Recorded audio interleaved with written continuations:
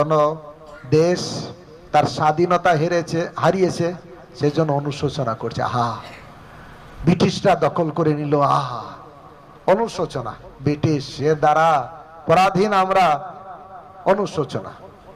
যখন স্বাধীনতা এসেছে তখন কি আকাঙ্ক্ষা, আর কোন রাষ্ট্রকে ধরতে পারি, কোনটা আমি দখল করতে পারি, এসব দেশের এটাই। এবং প্রত্যেক মানুষ থেকে শুরু করে রাষ্ট্রীয় পর্যায়ে হয় অনুশোচনা নয় আকাঙ্ক্ষা। কিন্তু যারা ভক্ত, ব্রহ্মভূত প্রসন্নাত্মা, ব্রহ্মভূত স্টেজ তার প্রসন্ন আত্মা, আত্মা সম্পূর্ণভাবে প্রসন্নতা, জগতের কোনো কিছু তাকে কষ্ট দিতে পারে না। পরীক্ষিত মহারাজের এর আগের কিছু অল্প কয়েকদিন আগের একটা ঘটনা প্রসঙ্গক্রমে মনে পড়ছে, তাই বলছি ভাগবতের কথা। যখন উনি তীর ধনুক নিয়ে যাচ্ছেন, এক জায়গায় দেখছেন একটা বিষ আর একটা গাভী। বিশ্বর কি হয়েছে, 3 পা ভেঙে গেছে, 3 পা নেই, কেউ ভেঙে দিয়েছে, 1 পায়ে দাঁড়িয়েছে। আর গাভী আর বিশ্ব কথোপকথন করছে।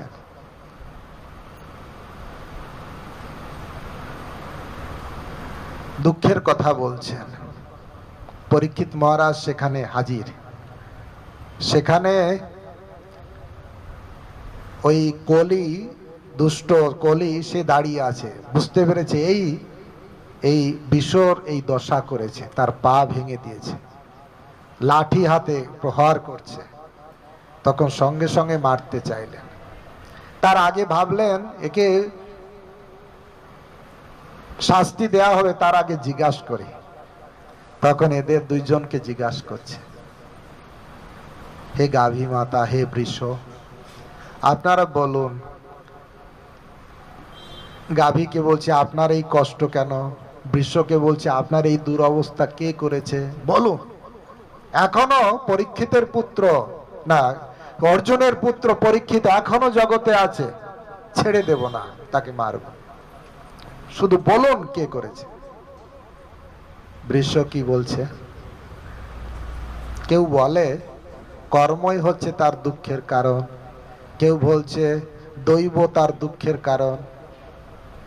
আসলে তা নয়, আমরা নিজেরাই হচ্ছে তার দুঃখের কারণ। এখন এই আসল যে কারণ কে, সেটাই বোঝা মুশকিল। এরকম যখন বলেছে, তখন পরীক্ষিত মহারাজ বললেন, এই কথাটা কারণ কি, আমরা একটু কষ্ট হলেই কারো না কারো বিরুদ্ধে কমপ্লেন করি, এর জন্য আমার এই কষ্টটা পেতে হলো, এই হচ্ছে আমার কারণ, এই হচ্ছে আমার কারণ, দুঃখের কারণ, এই হচ্ছে আমার দুঃখের কারণ। এই টাকা নিয়েছে এর জন্য আমি দুঃখ পাচ্ছি, এ আমাকে অপমান করেছে এর জন্য আমি দুঃখ পাচ্ছি, এ আমাকে এরকম করেছে, মেরেছে, সেই জন্য আমি দুঃখ পাচ্ছি। কিন্তু বৃষ কি বলছেন, তার 3 পা ভেঙে গেছে, ভেঙে দিয়েছে। তাকে যখন জিজ্ঞাসা করা হয়েছে, কে তোমার এই সব ঘটনার কারণ, কে কে তোমাকে করেছে, কারো বিরুদ্ধে কমপ্লেন করছে না। বলছে বোঝা মুশকিল যে আসলে আমার দুঃখের কারণ কি। কেউ বলে দৈব, কেউ বলে কর্ম, কিন্তু আসলে এগুলো আসল কারণ নয়। কেউ বা অন্যজনকে মনে। হরে কৃষ্ণ, জেগে থাকুন একটু, তাহলে পরীক্ষিত মহারাজের কথা শোনা যাবে।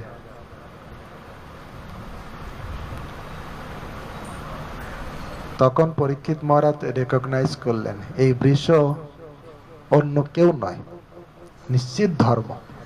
এই ধর্ম ছাড়া এরকম হয় না।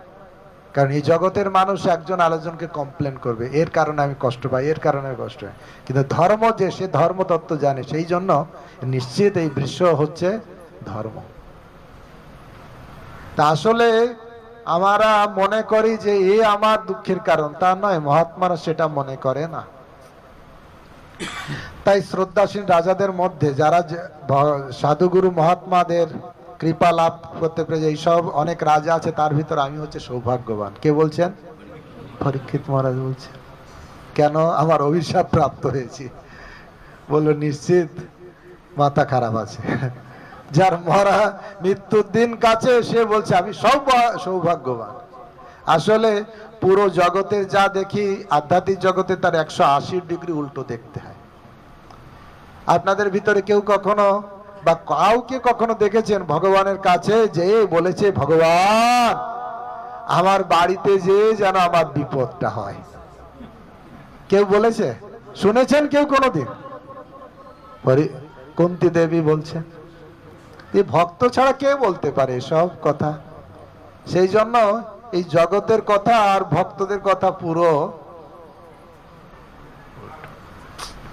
সাধারণত আপনারা মহর্ষিরা মনে করেন যে রাজগুলো আবর্জনার মতন দূরে বর্জনীয়। আপনি যদিও মনে করেন, কারণ মহর্ষিরা কি করেন, তারা রাজ দর্শন করতে চান না, কারণ রাজা বিষয়ী তাদের দর্শন করেন। কিন্তু বলছে আমি সৌভাগ্যবান কেন? আমি যখন গঙ্গার পাড়ে এসেছি আপনারা সবাই এসে গেছেন, এটা আমার জন্য সৌভাগ্য, তাই কি না? আরে লোকেরা কোনটা সৌভাগ্য বলবে? যাও গঙ্গার পাড়ে হরি কথা হচ্ছে, ওখানে বসলে সৌভাগ্যবান, আর তুমি এখানে রাজা, তুমি সৌভাগ্যবান নয়। কে বলবে এটা? হ্যাঁ, সেইটাই সৌভাগ্য, যখন রাজা হয়ে বসতে পারবো। ওইটাই আমার কপাল কত ভালো, আমি দেশের রাজা হয়ে গেছি। পরীক্ষিত মহারাজ বলছেন আমার সৌভাগ্য হচ্ছে সেই দিন যেদিন আপনার দর্শন পেয়েছে। কুজ্ঝটিকা দিন নহে তো কুদিন, হরি কথা বিহীন সেদিন দুর্দিন। যেদিন সাধু সঙ্গ হয়নি, হরি কথা হয়নি, সেই দিন হচ্ছে দুর্দিন।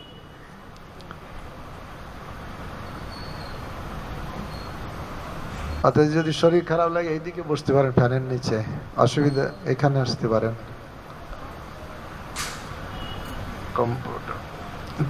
তারপরের শ্লোকে বলছেন, কি বলছেন?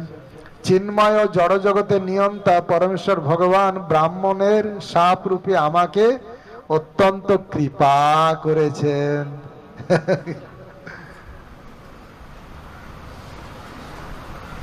ব্রাহ্মণের পুত্র শৃঙ্গী আমাকে অভিশাপ দিয়ে আমাকে অনেক কৃপা করেছে। এক কুন্তী দেবীর কাছে শোনা গেল বিপদ দিন, আবার এই পরীক্ষিত মহারাজের কাছে শোনা গেল অভিশাপ দিয়ে আমাকে কৃপা করেছেন। কেন কৃপা হয়েছে? আমি জড় বিষয় রূপ বিষকে পরিত্যাগ করার সুযোগ পেয়েছি। বিষয় বিষান হলে দিবা নিশি হিয়া জলে জুড়াইতে না কইনো উপায়। আমার মতন যারা মানসিকতার, তারা বিষয়ের জ্বালায় দগ্ধীভূত হয়, আবার বলে বিষয় চাই, বিষয় চাই। এই হচ্ছে মূর্খর কাজ। কষ্ট পাচ্ছে তবু সেইটাই আবার চাই। আমি অনেকবার উদাহরণ দিয়েছি, বৃদ্ধা মহিলা দিদিমা যখন কাঠ কেটে বাজারে যাচ্ছে, কষ্ট হচ্ছে, কাঠটা কোনো কারণে মাথা থেকে পড়ে গেছে, ভগবানকে ডেকে ভগবানকে বলছে দয়া করে কাঠটা আমার মাথায় তুলে দাও। যে কাঠের দ্বারা কষ্ট হয় সেই কাঠকে ভগবানকে ডেকে ডেকে বলছি দাও। জগতের লোক ভগবানের পূজা করবে আর ভগবানকে লিস্ট দেবে, ধনং দেহি জনং দেহি, দাও দাও, যাতে আমার টেনশনটা আরো বাড়ে। হ্যাঁ, কিন্তু ভগবান আমাকে রক্ষা করার জন্য এমন ভাবে অত্যন্ত কৃপা করেছেন। ব্রাহ্মণদের সাপ রূপে আমাকে অত্যন্ত কৃপা করেছেন। আমি নিরন্তর গৃহের প্রতি অত্যন্ত আসক্ত ছিলাম। দেখুন সৌভাগ্য কোনটা সৌভাগ্য বলে মনে করতে হবে। গৃহে আসক্ত, ধন জন বাড়ছে, সেটাই কি সৌভাগ্যের রূপরেখা? আমি অনেকদিন আগে মনে হয় আপনাদের এই উদাহরণটাও দিয়েছিলাম। গৌরাঙ্গ প্রেম স্বামী মহারাজের কাছ থেকে শোনা। কৃষ্ণদাস বাবাজি বলে একজন বাবাজি ছিলেন বৃন্দাবনে, ওনার একজন বন্ধু পূর্ববঙ্গ।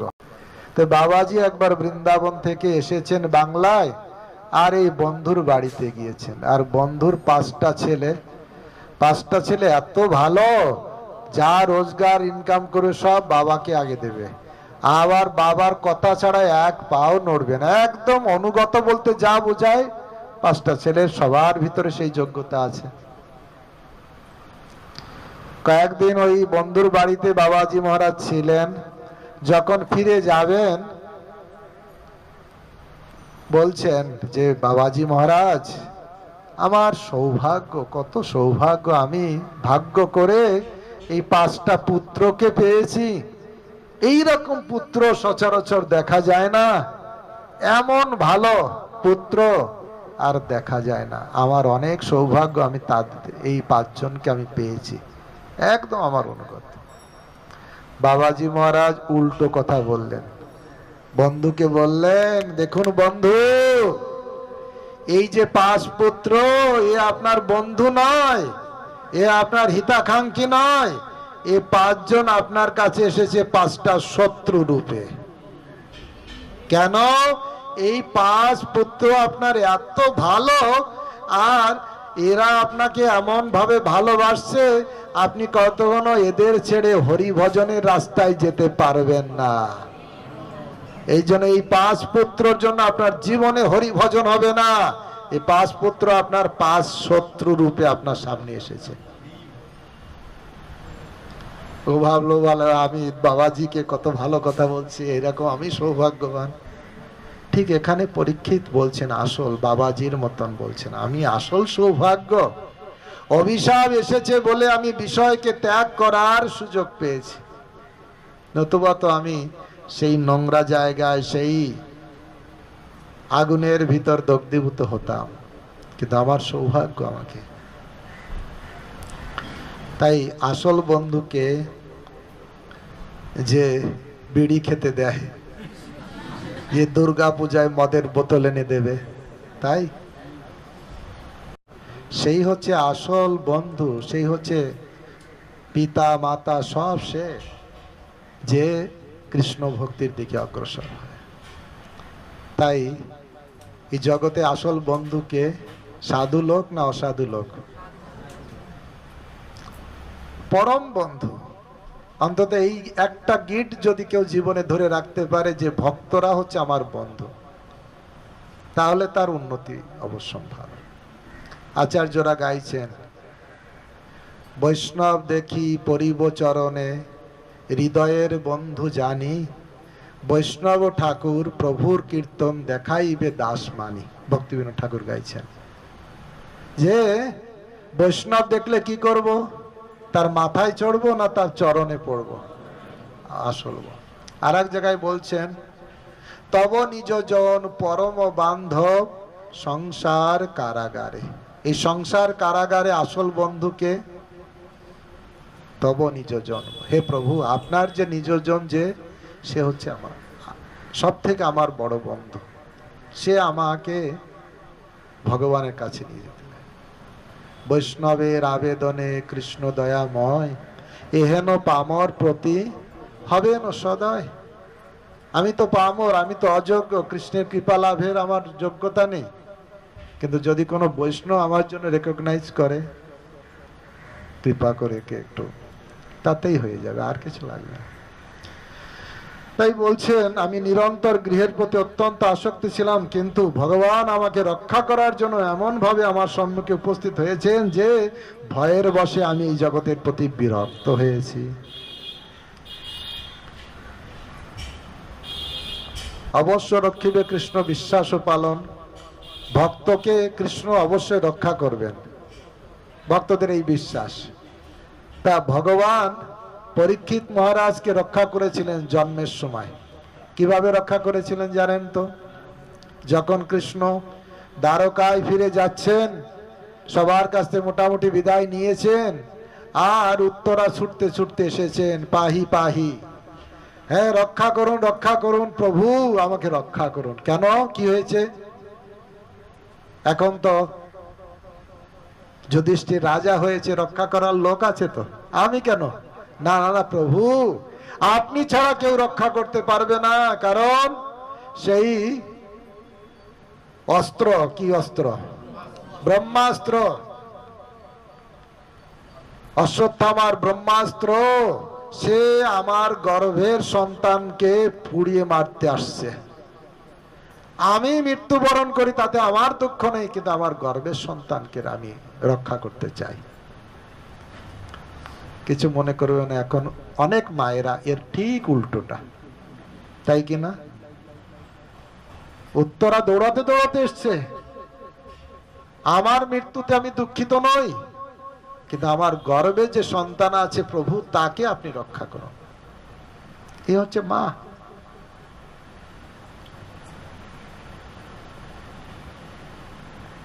কথা তো অনেক আছে।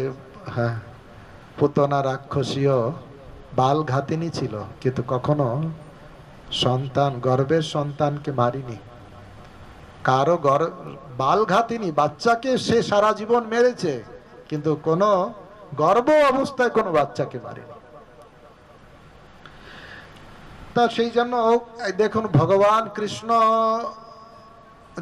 কৃষ্ণকে যখন উত্তরা এরকম বলেছে, ভগবান দাঁড়িয়ে আছে, কিন্তু ওনার সুদর্শন চক্র ছেড়ে দিয়ে ঠিক গর্ভের ভিতরে সুদর্শন চক্র প্রবেশ করে পরীক্ষিত মহারাজকে রক্ষা করে দিয়েছে। আবার বর্ণনা আছে পঞ্চ পাণ্ডবকেও আক্রমণ করেছে ব্রহ্মাস্ত্র। তারা তীর ধনুক নিয়ে রেডি হয়েছে, ভাবছে প্রতিহত করবে, কিন্তু ভগবান জানেন এই ব্রহ্মাস্ত্র তারা সুরক্ষা করতে পারবে না। এই পঞ্চপাণ্ডব, সেখানে আচার্যরা ব্যাখ্যা করেছে পঞ্চপাণ্ডব ভগবানের কাছে প্রার্থনাও করেনি, রক্ষা করুন রক্ষা করুন বলিনি, কিন্তু ভগবান অলরেডি সুদর্শন চক্র দিয়ে তাদেরও রক্ষা করেছে। দেখুন, ভক্ত হলে প্রার্থনা যে করতে হবে তা নয়, ভগবান জানেন, উনি প্রতিজ্ঞা করে রেখেছেন, নমে ভক্তা পুনঃনশ্যতি, আমার ভক্তের বিনাশ নেই, আমি অবশ্য রক্ষা করব। পঞ্চ পাণ্ডব তারা ব্রহ্মাস্ত্রের দ্বারা দগ্ধীভূত হতে যাচ্ছে, তারা ভগবানকে প্রার্থনাও করেনি, অলরেডি ভগবান তার সুদর্শন চক্র পাঠিয়ে তাদেরও রক্ষা করে দিয়েছেন, পরীক্ষিতকে রক্ষা করেছেন। তো পরীক্ষিতকে রক্ষা করেছেন জন্মের সময় মাতৃগর্ভে, ভগবানকে বলতে হচ্ছে না, একদম কনফার্ম।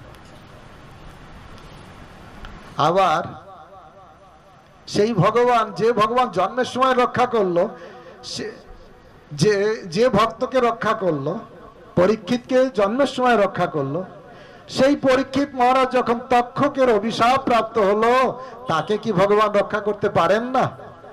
তার মৃত্যুর হাত থেকে, এখানেই তো মৃত্যুর হাত থেকে রক্ষা করলো। ব্রহ্মাস্ত্র যাকে মেরে ফেলছিল, তার ব্রহ্মাস্ত্রের হাত থেকে কে রক্ষা করেছে? ব্রহ্মাস্ত্রের হাত থেকে রক্ষা করতে যদি পারে, তাহলে এক অভিশাপের হাত থেকে কি কৃষ্ণ পারে না? কৃষ্ণ রক্ষাও করেছে, কিন্তু উপায়টা একটু আলাদা। এভাবে প্রথম গর্ভে তিনি সুদর্শন চক্র দিয়ে রক্ষা করেছেন, আর মৃত্যুর সময় তাকে রক্ষা করেছেন শ্রীমদ ভাগবতম দিয়ে। হরি বল। অর্থাৎ ভাগবতমই রক্ষাকর্তা, সুদর্শন চক্রের থেকেও বড় রক্ষাকর্তা ভাগবতম। আমরা কৃষ্ণকে দেখতে পাচ্ছি না, কৃষ্ণকে দেখলে অ্যাপ্রোচ করলে তারপর তো সুদর্শন ছাড়বে, কিন্তু ঘরে ঘরে আমরা তো ভাগবতম রাখতে পারি, ভাগবত তো আমাকে রক্ষা করবে। আর তাই পরীক্ষিত মহারাজকে রক্ষা করেছেন ভাগবতম দিয়ে। যখন সুখদেব গোস্বামী ভাগবতম বলেছেন, ভাগবত শ্রবণ করে তার আত্মা অলরেডি সেখান থেকে ভগবত ধামে চলে গেছে। ভাগবত শ্রবণ করে তার একদম ডাইরেক্ট গতি ভগবত ধামে চলে গেছে। তার যে ডেড বডিটা ছিল, সেই ডেড বডিতে এসে তক্ষকে সে দংশন করেছে। মরা জিনিসকে কে না মারতে পারে, তাতে আর কি এত ইয়ে আছে? তা আসলে যেখানে যাওয়ার কথা, তাই এখানে বলছেন যে আমি ভগবান, আপনি আমাকে কত কৃপা করেছেন, আমাকে রাজ ঐশ্বর্য ত্যাগ করে ভাগবত শ্রবণের সুযোগ করে দিয়েছেন, এটা আমার জীবনের সৌভাগ্য। তাহলে আমরা কি বলতে পারি না, ভগবান যখন বলেন যে করে আমার আশ তার করি সর্বনাশ, সেই সর্বনাশ আমাদের জন্য কি সৌভাগ্যের কারণ নয় কি? জড় জাগতিক যত সর্বনাশ ভগবান করবে তত আমাদের জন্য আসল আশ সামনে অপেক্ষা করবে। পরীক্ষিত মহারাজকে রক্ষা করলেন ভাগবত দিয়ে। তিনি জগতে ভাগবত, পরীক্ষিত মহারাজের দ্বারা জগতে ভাগবত প্রচার হবে এবং এই ভাগবত জগতের লোককেও রক্ষা করবে। তার জন্য পরীক্ষিত মহারাজকে দরকার। পরীক্ষিত মহারাজ নিজে বলছেন,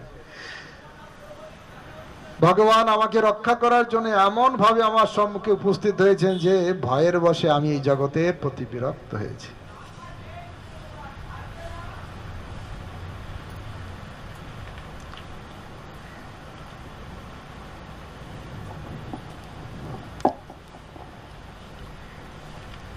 তারপরে আবার বলছেন, হে ব্রাহ্মণগণ, আমাকে সম্পূর্ণরূপে আত্মসমর্পিত বলে গ্রহণ করুন। আমি আপনাদের কাছে পুরো নিজেকে সমর্পণ করে দিচ্ছি। আসলে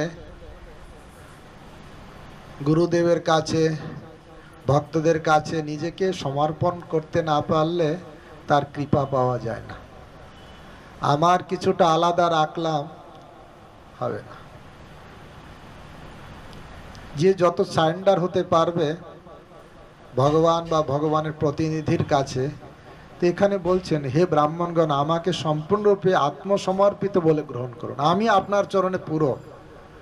তার জন্যই তো সুখদেব গোস্বামী তাকে এত উন্নত জ্ঞান দিলেন। এবং ভগবানের প্রতিনিধি মা গঙ্গাও আমাকে সেইভাবে স্বীকার করুন। মায়ের কাছেও, গঙ্গা মায়ের কাছে প্রার্থনা করছে, হে মা, আপনিও আমাকে অ্যাকসেপ্ট করুন, আমিও আপনার কাছে সমর্পিত। আমার ঐশ্বর্য, সুন্দর বাড়ি গাড়ি, তার জন্য আমি লালায়িত নয়, সেইখানে আমি ফিরে যেতে চাই না। আমি আপনার তটে আশ্রয় গ্রহণ করতে চাই। হে সাধু মহাত্মা, আপনাদের চরণ আমি আশ্রয় গ্রহণ করতে, আমি সম্পূর্ণভাবে আপনাদের চরণে আশ্রিত। এইভাবে আপনি আমাকে স্বীকার করুন। কেননা আমি ভগবানের পাদপদ্ম আমার হৃদয় ধারণ করেছি। এমন ব্রাহ্মণ তনায় প্রেরিত তক্ষক হোক বা কুহুক হোক, আমাকে দংশন করুক, আমার একমাত্র বাসনা যে আপনারা সকলে ভগবান বিষ্ণু লীলা সমূহ কীর্তন করুন। আমাকে তক্ষক দর্শন করুন, আমার কোনো দুঃখ নেই। আমি সম্পূর্ণভাবে আমার এই দেহটাকে মানস দেহ গেহ যো কিছু মোর অর্পিনু তুয়া পদে ভক্ত চরণে অর্পণ করে দিয়েছে। আপনি, আপনার কাছে আমি শরণাগত, আপনাদের কাছে। আপনি দয়া করে আমাকে কি কথা বলুন? ভাগবত কথা বলুন। বলছে না, আপনি আপনি আমাকে পথ দেখান কি করে আমি তক্ষকের হাত থেকে রক্ষা পাবো, তা বলছেন।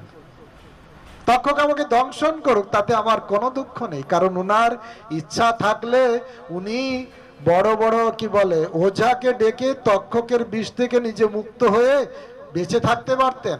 বরঞ্চ স্বর্গ থেকেও দেবতারাও এসেছে।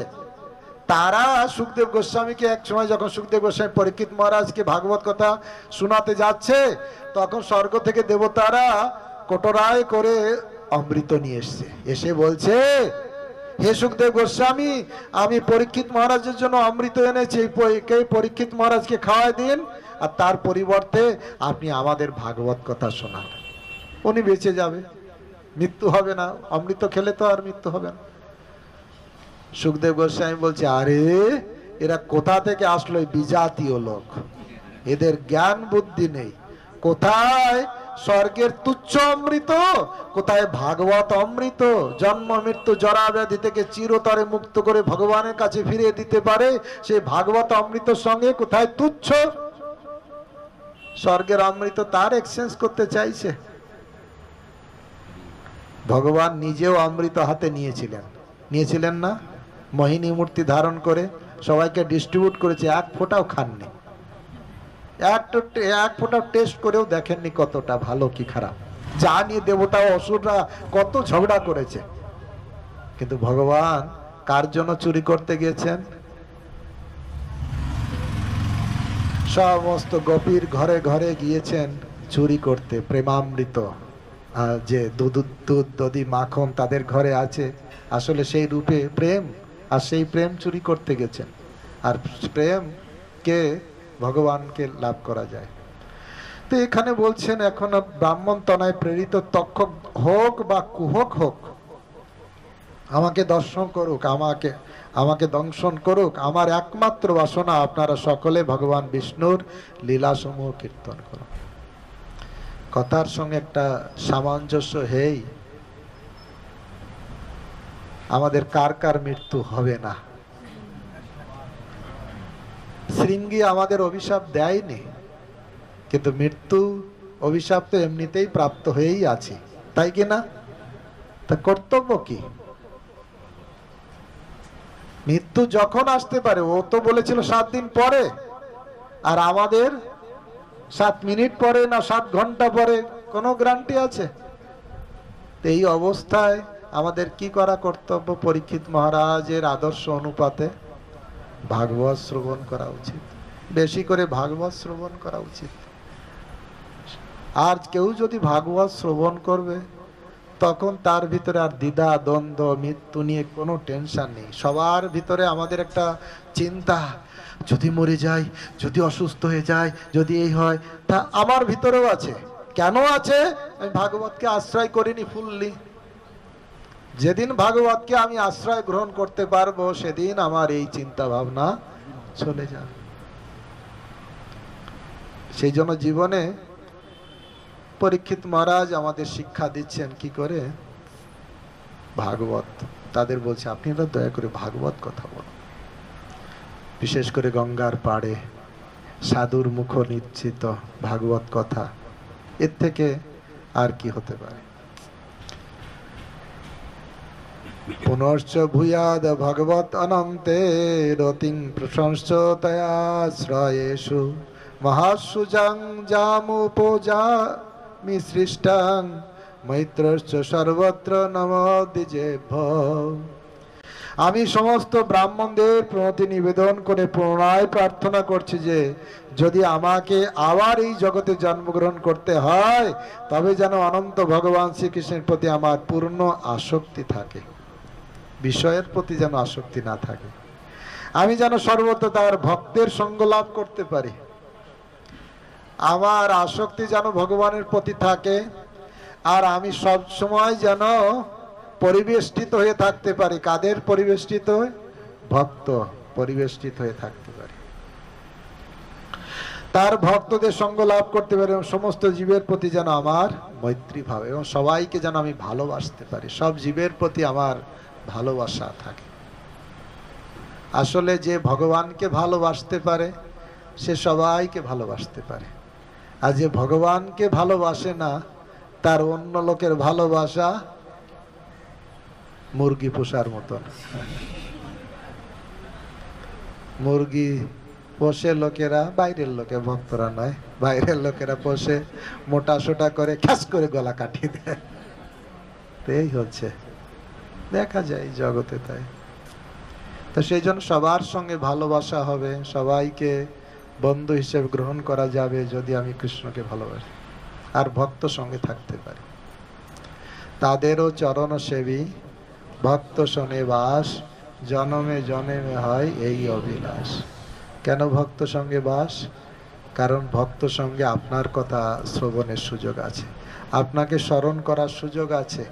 ভগবানের সঙ্গে থাকলেও আপনার স্মরণ নাও হতে পারে, কিন্তু ভক্ত সঙ্গে যদি থাকবো, তাহলে অবশ্যই আপনার কথা শ্রবণের সুযোগ আছে। বৈষ্ণব সঙ্গেতে মন আনন্দিত অনুক্ষণ, সদা হয় কৃষ্ণ পরসঙ্গ। নরোত্তম দাস কান্দে, হিয়া ধৈর্য নাহি বান্ধে, মোর দশা কেন হইল ভঙ্গ।